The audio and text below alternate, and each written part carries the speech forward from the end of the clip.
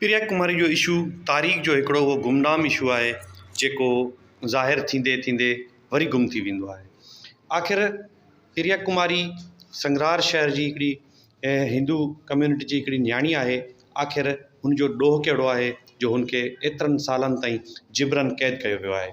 हितां जी इंतिज़ामिया चाहे त सभु कुझु थी सघे थो, पर इंतिज़ामिया उन्हनि बोतारनि उन्हनि वॾेरनि जे अॻियां बेवस बणियल आहे जो हू न चाहींदे बि नथी चाहे। ताज़ो ई सिंध गवर्नमेंट तरफ़ां सोशल मीडिया जे इशू खां पोइ हिकिड़ी GIT जोड़ी जंहिंमें SSP लेवल जा माण्हू शामिलु कया विया, पर उहा GIT बेमक़सद बेमाना ख़तमु थी वई।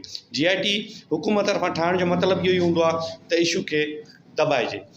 संगरार शहर जा जेके बाअसर शख़्स आहिनि जिन्हनि न्याणी खे क़ैद कयो आहे, असां सिंध गवर्नमेंट खां मुतालबो कयूं था त उनखे बाज़ियाब कयो वञे। अहिड़ी जिदोजहद सिंध में जेका आहे JWC पारां जिदोजहद जारी कई वई आहे, जंहिंसां रोज़ बरोज़ कंहिं न कंहिं शहर में इशू उभारियो थो वञे।